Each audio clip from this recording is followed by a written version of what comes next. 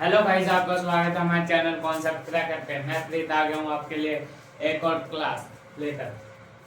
आज हम पढ़ेंगे चैप्टर क्रम का वो जंतुओं में पोषण। जंतु अपना पोषण कैसे करते हैं, हम अपना पोषण कैसे करते हैं।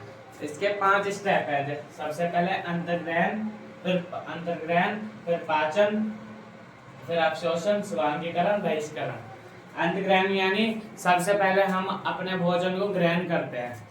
सबसे पहले हम अपने भोजन को ग्रहण करते हैं, सबसे पहले हम अपने भोजन को खाते हैं। उसके बाद तो उसको जो हमने भोजन खाया, जैसे कि आपने रोटी खाई, तो रोटी खाई तो आपने ये रोटी है तो आपने इसका एक टूक लिया, इतना बड़ा लिया, तो इसके कण जो होंगे वो बड़े बड़े होंगे। तो जो पाचन पाचन की प्रक्रिया होगी ना, इसमें ना जो एंजाइम होगा वो इसको छोटे छोटे कणों में टुकड़ों में तोड़ देगा। ठीक है, फिर ये अवशोषण हो गए। ठीक है, ये हमारे छोटे छोटे कण हो गए। हमने रोटी इतनी बड़ी खाई, इसके कण इतने बड़े बड़े थे, फिर इसको छोटे छोटे कणों में तोड़ दिया गया। फिर अवशोषण की बारी आई। अवशोषण में क्या होता है, जो ये छोटे छोटे कण है ना, इसमें से जितनी भी इसमें न्यूट्रिएंट्स ऊर्जा होती है वो सारी खींच सोख ली जाती है। जैसे कि इसमें जितना आपने खाया सोयाबीन, 100 ग्राम सोयाबीन में कितने ग्राम वो होती है प्रोटीन, 52 ग्राम।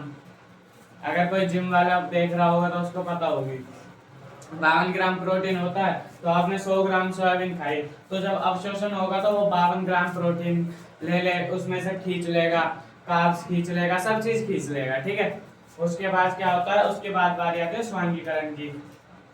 स्वांगीकरण में क्या होता है, जो वो होता है ना हमारे पास प्रोटीन, कार्ब्स वगैरह, और स्वांगीकरण में ना वो ना जो हमारे अंदर वो होता है जीव द्रव्य, साइटोप्लाज्म, उसमें मिल जाते हैं वो, जिससे हमारे शरीर की वृद्धि होती है। ठीक है, और लास्ट स्टेप बहिष्करण। बहिष्करण के में क्या होता है, जो अब हमने ये रोटी खाई, रोटी में से हमने हमने छोटे छोटे टुकड़ों में काट कर और छोटे छोटे कणों में कर सारा प्रोटीन, कार्ब्स ले लिया, न्यूट्रिएंट्स ले लिए। जो बचा वो बचा हमारे पास अपशिष्ट पदार्थ, अपचन पदार्थ, जो पचता नहीं है पदार्थ, वेस्ट, वो ना बहिष्करण। आप सुबह सुबह निकाल देते हो जिसको, वो कहलाता है बहिष्करण। ठीक है, समझ आया। अब बात कर लेते हैं। देखो हमारे पास एक डायग्राम है, इस डायग्राम को मैं इस बोर्ड पे तो बना नहीं सकता, आप एक बार कैमरे में देखो। इस डायग्राम को कहते हैं मानव पाचन तंत्र। ठीक है, देखो ये मानव पाचन तंत्र दिख रहा है आपको। देखो सबसे पहले ये देखो, ये मुख। अब पहले बात कर लेते हैं मुख। मुख क्या होता है, देखो पाचन की शुरुआत यहीं से होती है। ठीक है, दांत ना भोजन को, दांत होते हैं जो दांत ई वाले दांत, दांत ना हमारे मुंह में 4 प्रकार के होते हैं। ये मैं आगे बढ़ाऊंगा आपको, इनके नाम बता देता हूँ फिर भी मैं आपको। इनको कहते हैं कृतक, रत्नक और अगर चवर्णक और चवर्णक। ठीक है, इनको मैं आगे बढ़ाऊंगा आपको, ये भी जरूरी है, पर अभी बात करते हैं इसकी। सबसे पहले हमने क्या करा, जो दांत होते हैं वो छोटे छोटे टुकड़ों में भोजन को काटते हैं। ठीक है, और जो ये हमारे दांत छोटे छोटे टुकड़ों में काटते हैं, ये कौन सी क्रिया है, ये है भौतिक क्रिया। ठीक है, और जब हम भोजन खाते हैं और भोजन जैसे हमने भोजन खाया उसमें हमारी लार मिलेगी। लार कहाँ होती है, मुंह में, तो भोजन खाओगे तो लार तो मिलेगी, तो वो ना एक वो बन जाता मुलायम सा गोला।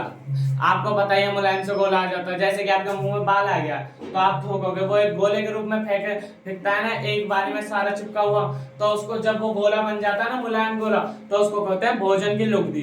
अब हम लार के सहायता से भोजन की लुगदी क्यों बनाते हैं, भोजन की लुगदी इसलिए बनाते हैं जिससे हम जो ये हमारा देखो, जिससे हमारी ये जो ग्रास नली है ना, ये ग्रास नली में से खाना आराम से उतर सके। अब बात करते हैं ग्रसनी। ग्रसनी में ना ऐसा होता है, ऐसी ये होती है। ठीक है, उदाहरण ये होती है हमारी सांस वाली। देखो यहाँ से नहीं समझाते, यहाँ समझते हैं। ये हमारी होती है सांस वाली और ये होती है हमारी भोजन वाली। तो इन दोनों में ना ऊपर ना एक उभयनिष्ठ होती है, उभयनिष्ठ, जिसमें से दोनों खाने जाते हैं। दोनों में ही जाती है, ऑक्सीजन भी इसी में चली जाती है और खाना भी इसी में चला जाता है। अगर ऑक्सीजन इसमें जाती है, खाना इसमें जाता है। एक ना यहाँ पर एक ऐसी परत होती है, ऐसी परत, ऐसे करके परत, ठीक है। अगर जैसे ही आप ऑक्सीजन ली तो ये ऐसे चली जाती है, जिससे ऑक्सीजन खाने वाले में नहीं चली जाए। और अगर जैसे ही आपने भोजन खाया तो वो ऐसे हो जाएगी, ठीक है, समझे। जैसे कि आप रोटी खाते हो, रोटी खाते वक्त आपका ध्यान होता है फोन में, तो गलती से ना आपकी रोटी ना सांस वाली नली में चली जाती है, तो आपको क्या आ जाती है, आपको आ जाती है हिचकी लगनी, हिचकी होनी शुरू हो जाती है, हिचकी लगनी। तो आप क्या समझते हो, आप समझते हो मेरे को कोई याद कर रहा है, पर ऐसा कुछ नहीं होता, ये सब डाइजेशन की बात है, ठीक है, समझे आप। बहुत आसान है, बस समझने की बात है, ठीक है। अब बात करते हैं हम, देखो अब आप देखो, अब बात करते हैं हम ग्रास नली की। ग्रास नली क्या होती है, ये रही ग्रास नली, ठीक है। ग्रास नली होती है जो हमने खाना चबाया है ना, वो ना इस नली में से अमाशय में जाता है। अमाशय किसको कहते हैं, पेट को, ठीक है। जो ये अब हमारा खाना इसमें से ऐसे ऐसे धीरे धीरे सरक सरक के नीचे आ रहा है, पेट में आ रहा है ना, देखो ना, दिख रहा होगा, आ रहा है। तो जो ये गति हो रही है ना, इस गति को क्या कहते हैं, इस गति को कहते हैं क्रमाकुंचन गति। क्रमाकुंचन गति, ठीक है, क्रमाकुंचन गति।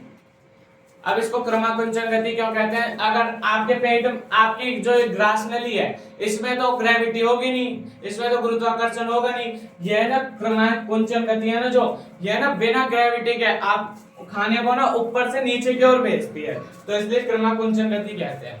तो इस वीडियो में इतना ही, आगे पढ़ेंगे हम नेक्स्ट वीडियो में। जब तक के लिए थैंक यू, और अगली वीडियो में हम यहीं से स्टार्ट कर देंगे, ठीक है।